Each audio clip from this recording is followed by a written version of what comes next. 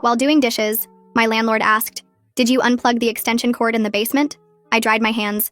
"Yeah, last night around 11 p.m. "Why?" I responded. My landlord Casper's knees buckled and he started hitting his head against the wall repeatedly. "Whoa, what's wrong?" "It's just an extension cord." I reached out to stop him from hurting himself, but he shoved me back with surprising force. He fumbled for his phone with shaking hands. "She's gone." 11:23 p.m. Exactly like they warned me. Tears were streaming down his face as he spoke to someone. Yes, the power was cut. 12 minutes. That's all it took. Before I could process what was happening, the basement door flew open and Mrs. Delacroix from the unit below mine came charging up. She took one look at me and screamed, "Murderer!" so loud my ears rang. "What are you talking about?" I backed against the kitchen counter, completely lost. She collapsed next to Casper, both of them sobbing. 47 days, she wailed. "We kept her alive for 47 days and you killed her in 12 minutes. Kept who alive? What's happening?" My phone started blowing up with texts from other tenants. "Monster. How could you? We all heard what you did. Cops are coming." The building's maintenance guy Tiago burst through my door without knocking. "You sick bastard," I told Casper not to rent to outsiders. He had a wrench in his hand like he was considering using it. "The orange cord?" He shook his head in disbelief. "The one that runs up through the PVC pipe? That we all check 3 times a day?" "It was just an extension cord." My voice cracked with panic. "Just an extension cord?" Mrs. Delacroix laughed hysterically. "That cord was the only thing between her and death." Casper finally looked at me, his eyes red and swollen. 2 weeks. "You've been here 2 weeks and you've destroyed everything. I explained the basement rules when you moved in." He was shaking with rage. "I showed you the locked cabinet, the medical equipment. You showed me where the laundry was. That's it. There was no locked cabinet." I was desperate now.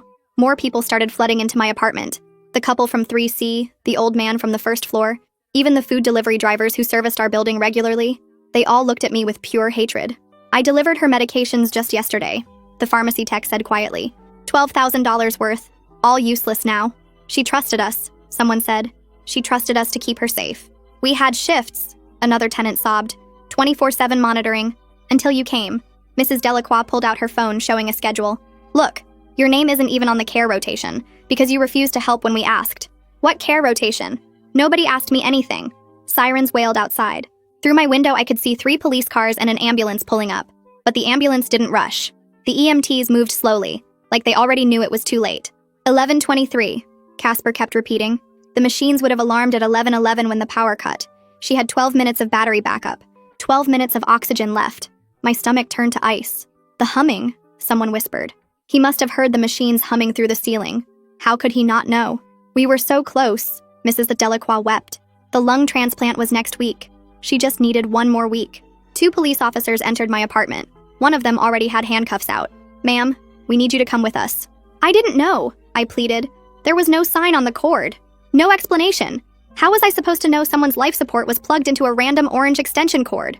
Casper's face turned dark. That extension cord ran up through the ceiling to Mrs. Antonov's apartment. Her granddaughter Vera, 7 years old with cystic fibrosis. Her ventilator, her oxygen concentrator, her feeding pump, everything that kept her alive was plugged into that cord. "The power went out at 11:11 when you unplugged it," Mrs. Delacroix said. "The backup battery only lasts 12 minutes. At 11:23 p.m., her ventilator stopped. She suffocated in her sleep while her grandmother was in the bathroom. A little girl is dead because you unplugged an extension cord to do your laundry," Tiago spat. But there was no sign. Nothing saying it was medical equipment. I was sobbing now, too. The officer stepped forward with the handcuffs. "You're under arrest for involuntary manslaughter." The cold metal clicked around my wrists while the officer read something about rights, but my ears were ringing too loud to hear the words. My legs turned to water and I would have fallen if the second officer hadn't grabbed my arm. The crowd of tenants pressed closer as we moved toward my door. Mrs. Delacroix spat at my feet. Tiago raised his wrench like he wanted to hit me. The couple from 3C were taking pictures with their phones. The old man from the first floor just stared with empty eyes. My knees buckled on the first step and the officer had to basically drag me down. Each step felt like walking through mud. More people lined the hallway and lobby. The pharmacy tech shook his head slowly. Someone threw a wadded paper at me. The police car sat right outside with its lights still flashing. The officer pushed my head down as I got in the back seat. Through the window, I saw Casper collapse against the building wall. The drive to the station took 20 minutes but felt like hours. The handcuffs dug into my wrists every time we hit a bump. At the station, they brought me through a side door into a room with bright lights and cameras. A woman in uniform rolled my fingers one by one onto an ink pad, then pressed them onto cards. She grabbed my chin and turned my face left then right for photos. I tried to tell her about the cord and how nobody warned me, but she just kept working. Another officer asked for my jewelry and shoelaces. My hands shook so bad I couldn't get my earrings out. The booking officer typed on his computer without looking up once. They asked about medical conditions and allergies and emergency contacts. I gave them Gabriella's number through hiccups and sobs. They told me I got one phone call. The payphone on the wall was sticky and smelled like old cigarettes. My fingers kept hitting wrong numbers. Finally, I heard ringing, but Gabriella didn't answer. Her voicemail kicked in and I tried to talk but only managed to say her name and please help, and something about a lawyer before the time ran out. A female officer led me down a hallway that smelled like bleach and urine. The holding cell had 3 other women already inside. One was sleeping on the floor. Another rocked back and forth on the bench. The third just stared at the wall. I sat on the metal bench and pulled my knees to my chest. The lights above buzzed and flickered every few seconds. My brain kept replaying the moment I unplugged that orange cord. Just 12 minutes. That's all it took for a little girl to die. The woman who was rocking started yelling at invisible people. The one on the floor rolled over and threw up. Hours passed with nothing but that buzzing light and the smell of vomit. My back hurt from the metal bench. My throat was raw from crying. Around 4 in the morning, a guard banged on the bars and said I had a visitor. He led me to a small room with a table and 2 chairs. A man in a wrinkled suit sat there with a yellow legal pad. He introduced himself as Reed Carpenter from the public defender's office. His eyes were red and he kept yawning. He explained I'd see a judge in a few hours for arraignment. He said the charge was involuntary manslaughter and bail would probably be high because a child died. My stomach dropped like I was falling. He asked me to explain exactly what happened. I told him about doing laundry and the orange cord, and how it just looked like any other extension cord. I explained that Casper only showed me where the washers were and never mentioned medical equipment. Reed wrote notes and frowned when I said nobody warned me. He said we'd need proof of that. He asked if I'd ever been arrested before or had any criminal record. I shook my head. He said that would help, but the prosecutor would focus on the victim's age. He gave me his card and said he'd see me in court. Back in the holding cell, I tried to sleep but couldn't stop shaking. The arraignment was at 10 in the morning. They brought us orange jumpsuits to change into. Mine was too big and smelled like sweat. They chained us together to walk to the courthouse. The courtroom was full of people. I saw some tenants from my building in the gallery. The prosecutor was a woman named Ivy Stevens with perfect hair and a black suit. She stood up and described how my reckless actions caused a child's death. She used words like negligent and careless and preventable. The judge looked at me over his glasses while she talked. When it was Reed's turn, he mentioned my clean record and stable employment. The judge set bail at $50,000. My legs almost gave out again. Reed said something about payment plans and bail bondsmen. The guard started leading me back to holding when I saw Gabriella at the back of the courtroom. She pressed against the glass and mouthed that she'd figure it out. Seeing her face broke something inside me. I sobbed so hard the guard had to hold me up. Back in the cell, I curled into a ball and waited. Hours passed. The woman who'd been yelling was gone. 2 new women were brought in. One of them recognized me from the news. She called me baby killer until the guard told her to shut up. Finally, around 3 in the afternoon, they called my name for release. Gabriella had somehow gotten the money together. The release process involved more paperwork and getting my belongings back. My phone was dead. My shoelaces were tangled. They gave me a court date and a list of bail conditions. No contact with the building tenants. Can't leave the state. Weekly check-ins. When I finally walked out the front door, Gabriella's car was running at the curb. She hugged me so tight I couldn't breathe. We drove for an hour to her apartment because I couldn't go home. The building management had already started eviction proceedings. She'd grabbed some of my clothes before they changed the locks. I sat in her passenger seat scrolling through my dead phone once it charged. Dozens of messages, voicemails, texts calling me murderer and monster and baby killer, news articles with my booking photo, comments from strangers saying I should die, my work email saying I was suspended pending investigation. My hands wouldn't stop shaking as I deleted message after message. The next morning, my phone rang while I was staring at Gabriella's ceiling, unable to sleep. Reed's tired voice explained the prosecutor was moving forward with involuntary manslaughter charges. 5 years maximum prison time. My whole body went cold. He listed my bail conditions like reading a grocery list.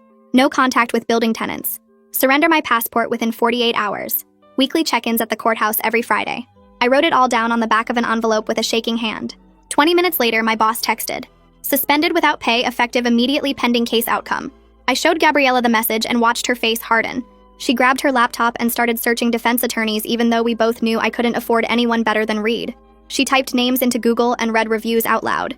Criminal defense fees started at $10,000. Some wanted $50,000 up front. My savings account had $3,000. An unknown number texted me a photo while Gabriella searched.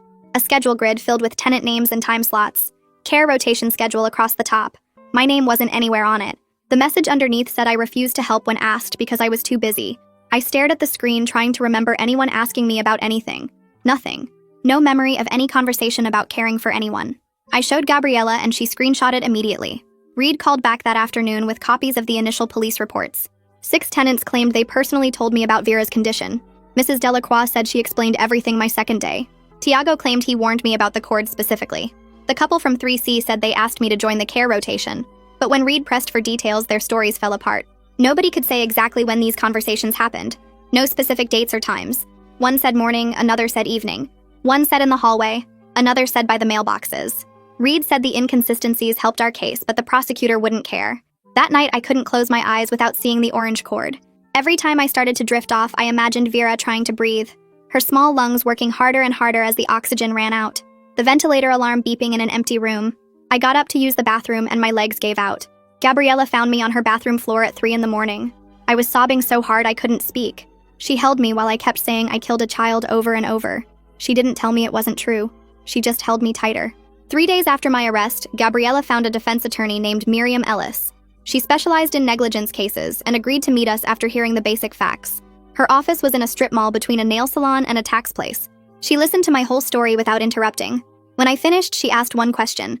Why was life support equipment plugged into an extension cord in a shared basement? I didn't have an answer. She took my case for $8,000, which Gabriella put on 2 credit cards. Miriam immediately filed requests for building records and permits. Within a week, she discovered the building had 0 permits for medical equipment installation. The electrical setup violated 7 city codes. She explained this didn't erase what I did, but showed a pattern of negligence beyond just my actions. The preliminary hearing was scheduled 2 weeks later. I threw up twice that morning from nerves. The courtroom was smaller than I expected. Ivy Stevens stood at the prosecutor's table looking perfect in her black suit. She played the 911 call as her first piece of evidence. Mrs. Antonov's voice filled the room begging for help, telling the operator her granddaughter wasn't breathing. The dispatcher asking if she knew CPR. Mrs. Antonov crying that the machine stopped working. Everyone in the gallery was crying. The judge was wiping his eyes. I was sobbing so hard Miriam had to hold me up. The medical examiner Ernest Platt took the stand next. He explained in simple terms how Vera's ventilator stopped exactly 12 minutes after losing power, how her damaged lungs couldn't function without mechanical help, how she would have lived if the power hadn't been cut. He showed a timeline chart. 11 p.m. power cut. 11:23 p.m. respiratory failure. Death confirmed at 11:47 p.m. after resuscitation attempts failed. I ran out of the courtroom and threw up in the hallway trash can. The bailiff followed me out but didn't say anything, just handed me a tissue and waited for me to come back inside. Miriam spent the rest of the hearing filing motions for records. She wanted all building inspection reports from the last 5 years, all correspondence between Casper and city officials about permits, all emails about the medical equipment installation. The judge granted every request. 2 days later, Miriam called with the results. 6 months ago, Casper applied for permits to install proper medical power systems. The city denied his application because the building's main electrical panel couldn't handle the load. Instead of upgrading the panel, Casper ran an extension cord through the basement ceiling. He never told the city, never got approval, never posted warnings. The emails showed he knew it was dangerous, but did it anyway to save money. A week later, a detective named Barry McCoy knocked on Gabriella's door around 9 a.m. He wasn't there about my criminal case, but about building code violations at my old apartment. He sat at Gabriella's kitchen table with a notebook and asked me to walk through exactly what Casper showed me when I moved in 2 weeks before everything happened. I told him Casper met me at the front door with my keys and took me straight down to the basement to show me where the washers and dryers were. The whole tour lasted maybe 5 minutes, and he never mentioned any medical equipment or special electrical needs or anything about a sick child upstairs. Barry wrote everything down and asked if Casper gave me any papers about basement rules or safety procedures. I shook my head and explained I just got the standard lease and a sheet about trash pickup days. He asked me 3 more times if I was absolutely sure Casper never mentioned the orange cord or warned me about touching anything in the basement. Each time I told him the same thing because it was the truth. The next morning, Gabriella woke me up to show me the local news on her laptop. A reporter named Ariella Brandt was standing outside our building doing a live report about the tragedy. She called it a preventable death and said sources told her the new tenant who caused it was staying with family nearby. Within an hour, Ariella and her camera guy were parked outside Gabriella's apartment building. We watched from the window as she knocked on doors trying to find someone who would talk about me. Gabriella had to call in sick to work because we couldn't leave without walking past the news van. I started wearing sunglasses and one of Gabriella's baseball caps whenever we had to go anywhere. We used the back entrance by the dumpsters and took different routes to avoid being followed. Ariella left business cards under our door every day for a week asking for my side of the story. Miriam called that afternoon saying she got something important from the building's security company. She had requested all footage from my move-in day 2 weeks before Vera died. The lobby camera showed everything clearly from when Casper met me at 11 that morning. We watched it together in her office on her computer screen. The timestamp showed Casper leading me inside and walking straight to the basement door. 4 minutes and 37 seconds later, we came back up and he handed me my keys. That was it. No tour of the building, No introduction to other tenants, no safety briefing about medical equipment. Miriam made 3 copies of the video and filed one with the court. While reviewing tenant statements, Miriam discovered something that made her slam her hand on her desk. 3 months before I moved in, another tenant had accidentally knocked the same orange cord loose while moving boxes in the basement. But that tenant heard alarms going off upstairs and immediately plugged it back in. The building manager added that tenant to the care rotation the very next day to make sure it never happened again. But nobody thought to put up a sign or warn new residents or do anything to prevent it from happening again. Miriam scheduled a meeting with an electrical inspector named Abram Kerr to examine the basement setup. I went with them even though being back in that building made me feel sick. Abram spent 2 hours taking photos and measurements of the orange extension cord that ran up through a PVC pipe in the ceiling. He traced where it went and shook his head the whole time. He wrote a 12-page report calling the setup criminally negligent building management. He said running life support equipment through an unmarked extension cord in a common area violated every safety code he could think of. He took photos showing there were no warning signs, no labels, nothing to indicate the cord was anything other than regular basement wiring. His report said any reasonable person would assume it was just a random extension cord. The pharmacy tech who used to deliver Vera's medications contacted Miriam through the prosecutor's office. He agreed to give a statement about how the building operated. He sat in Miriam's conference room and explained he'd been delivering to the building for 8 months. He said everyone who lived there knew about Vera except for me because I was too new. He confirmed the whole system relied on word-of-mouth communication with no formal procedures or written warnings.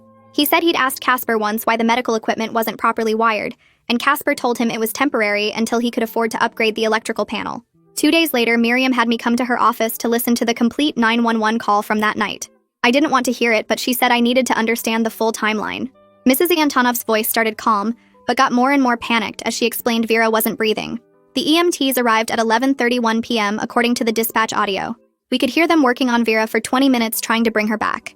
The medical examiner pronounced her dead at 11:47 p.m.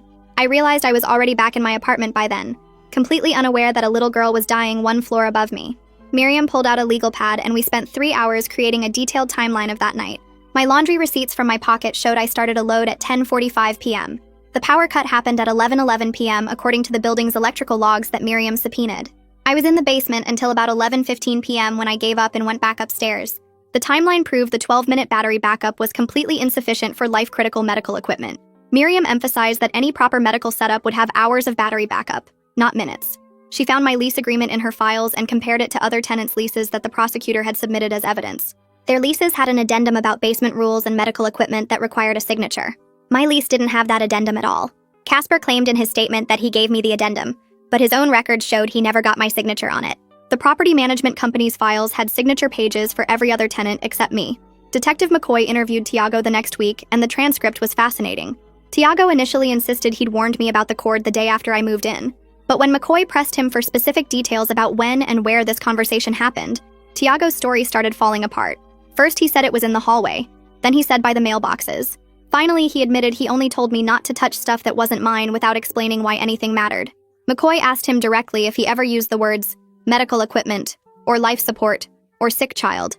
Tiago admitted he hadn't. The city inspector came to the building 3 days later with a thick clipboard and spent 4 hours checking everything.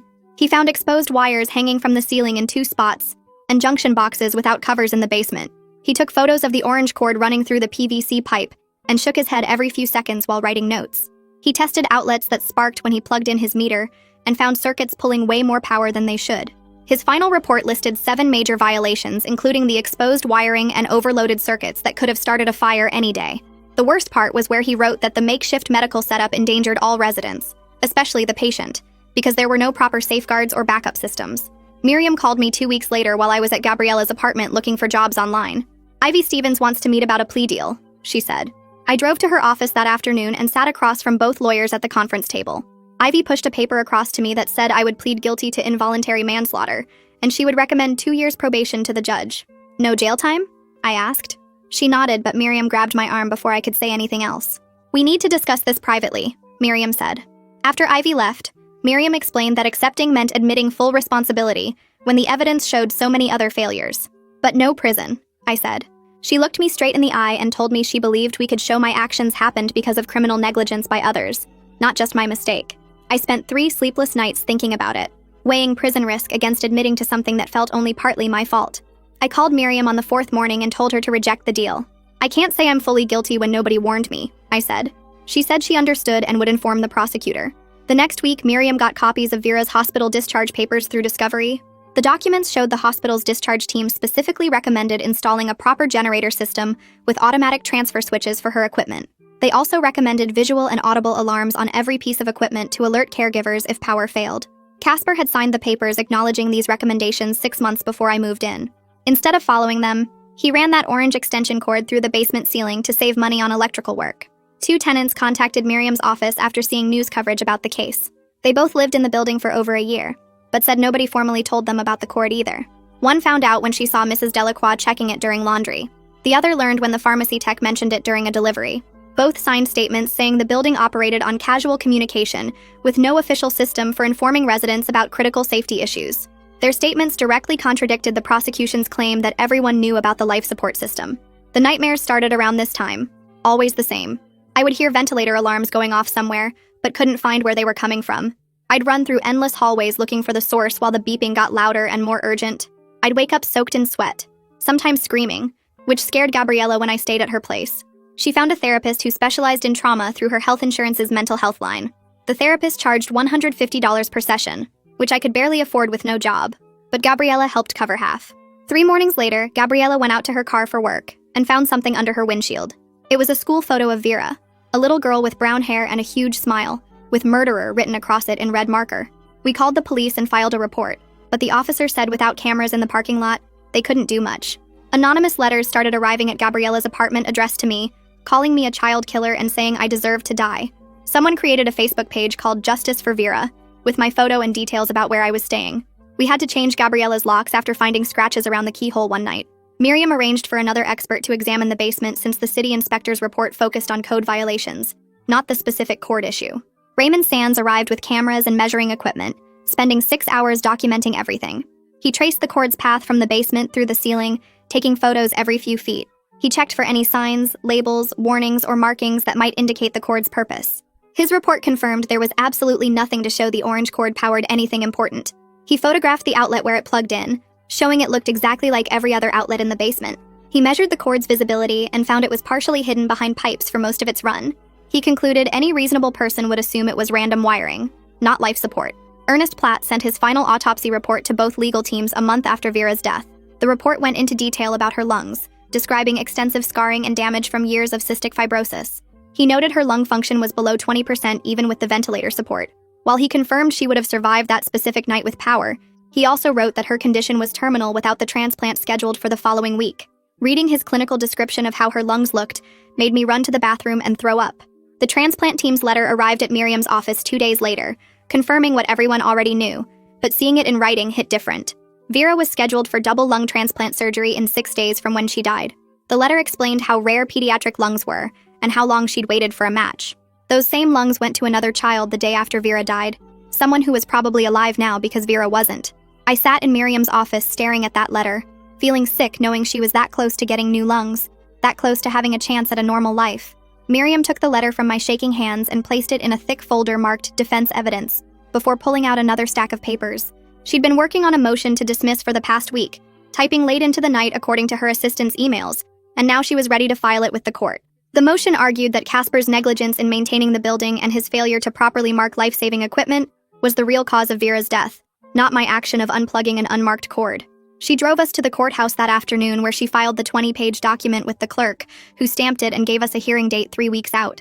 The judge wouldn't dismiss the charges when we finally got our hearing, but he did acknowledge on the record that the building's numerous code violations and lack of proper safety measures contributed significantly to the tragedy.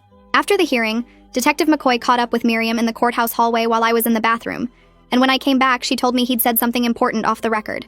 He'd investigated hundreds of cases in his career, but he'd never seen such dangerous negligence in a building with a medically fragile child, and while he couldn't say it officially, he believed the real crime was Casper's cost-cutting measures that created this death trap.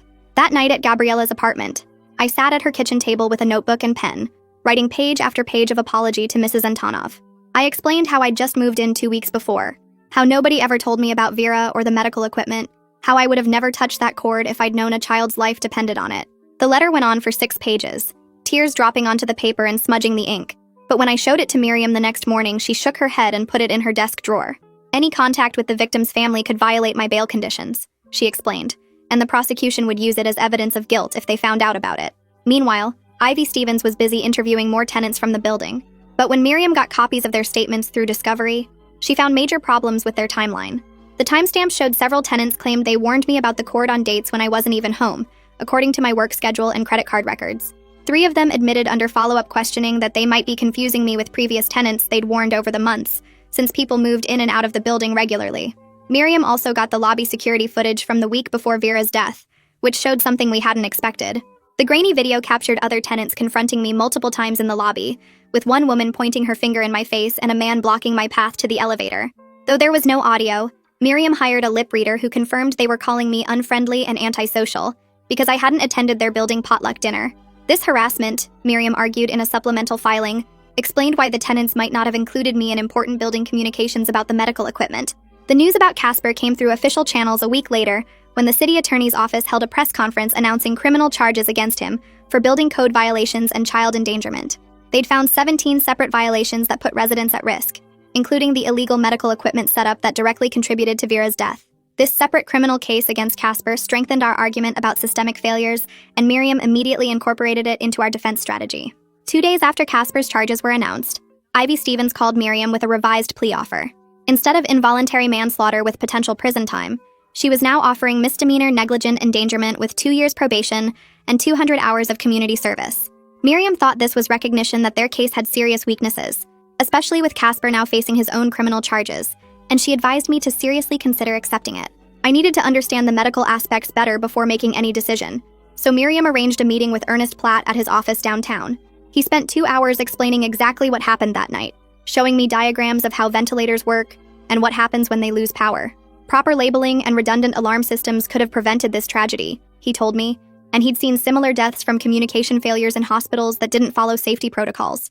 He couldn't officially blame the building management in his report, but he made it clear that Vera's death was preventable if proper procedures had been in place. The decision about the plea deal kept me awake for weeks, pacing Gabriella's living room at 3 a.m. while she tried to convince me to get some sleep. Taking the deal meant accepting responsibility for something I didn't know I was doing, but going to trial meant risking years in prison if the jury sided with the grieving grandmother.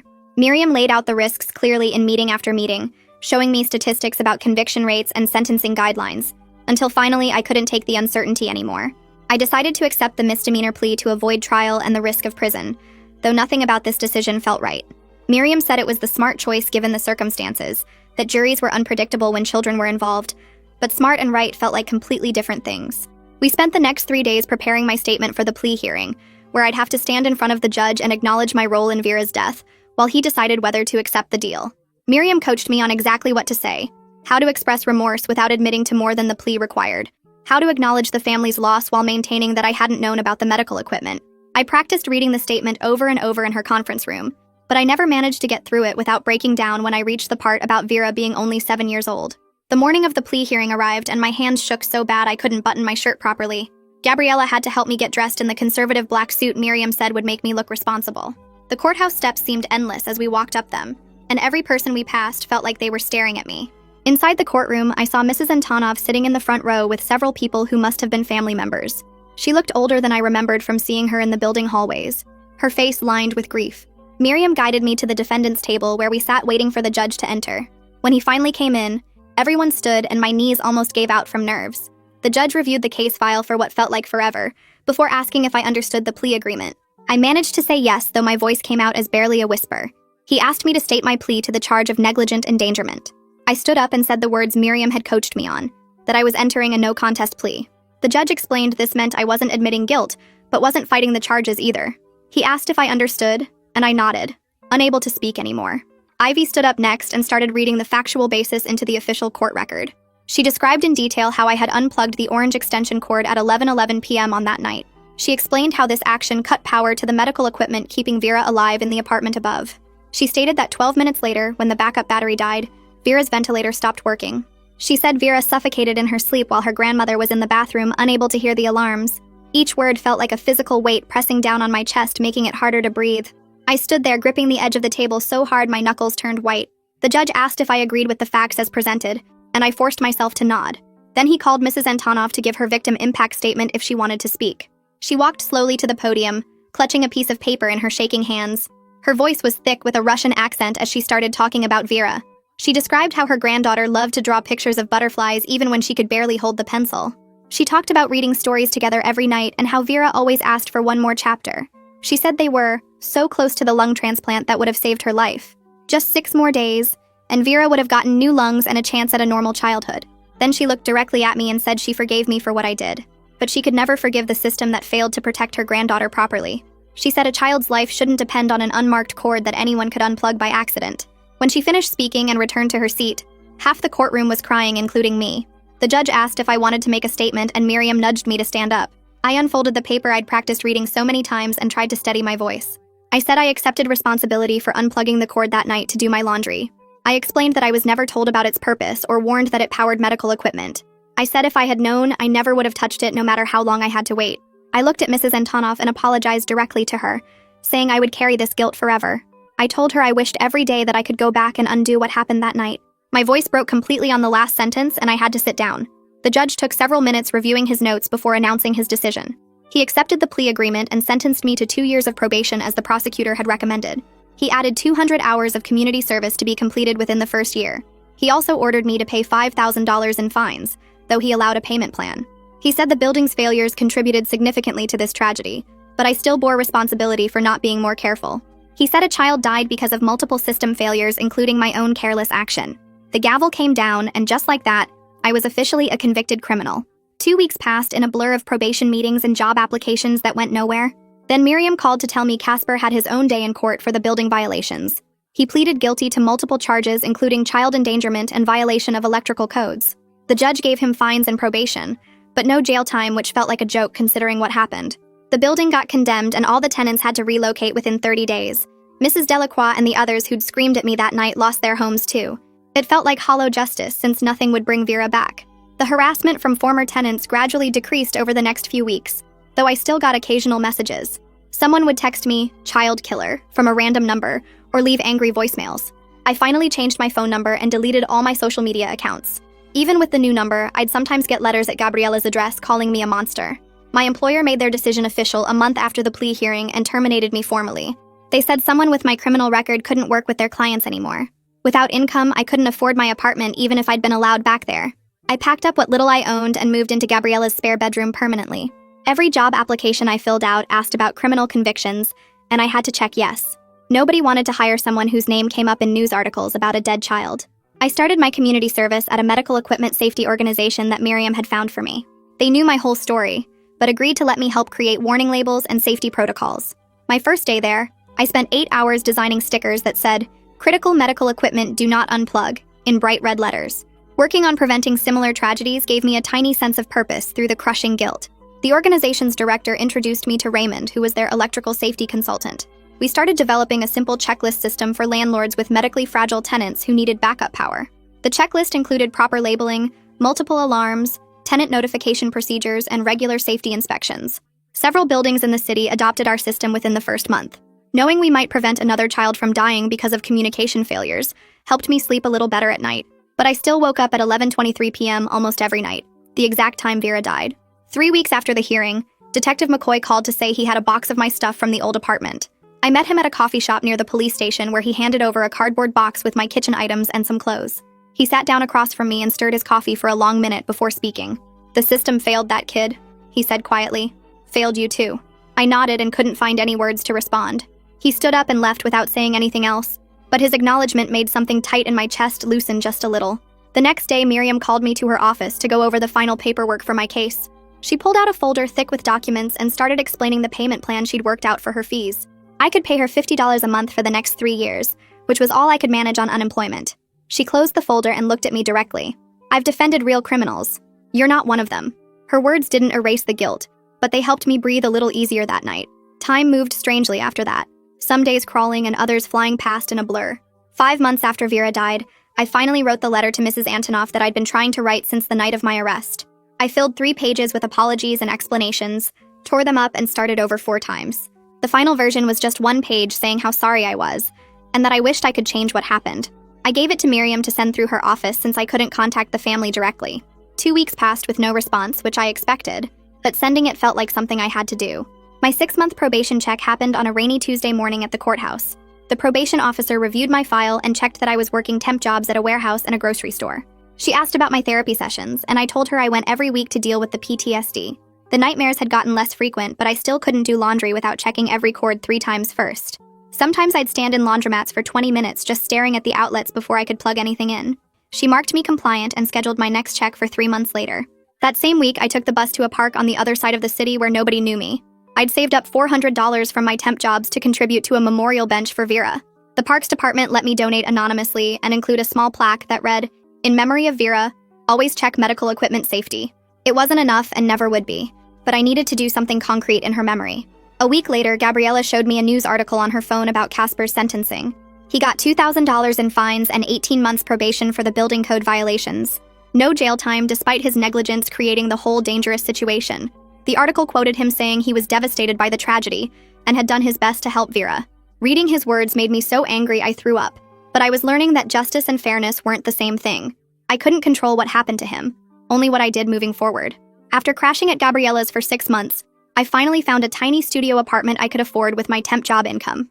Before moving in, I spent a whole day installing clear labels on every outlet and switch. I bought extra smoke detectors and carbon monoxide detectors with my first paycheck. I tested them every single month on the same date, marking it on my calendar in red pen. Living with this constant checking and rechecking was exhausting, but it was the only way I could function. My therapist called it hypervigilance and said it might ease up over time, but I couldn't imagine ever being casual about safety again. 7 months after that terrible night, the medical equipment safety organization where I'd been volunteering offered me a full-time position. They needed someone to help develop training materials for landlords and property managers about electrical safety for medical equipment. My supervisor knew my whole story since it had been in the news, but she said my experience could help save lives. I spent my days creating checklists and warning systems, writing protocols that spelled out exactly how to mark and protect critical medical circuits. Every label I designed, every safety protocol I wrote, I thought about Vera and how a simple red tag on that orange cord could have saved her life. The weight of her death would never leave me, but at least I was doing something to prevent the next tragedy. Appreciate you hanging out with me through all this. I've still got a ton of questions. But hey, that's just how my brain works. I'll see you around next time. If you made it to the end, drop a comment. I love reading all your comments.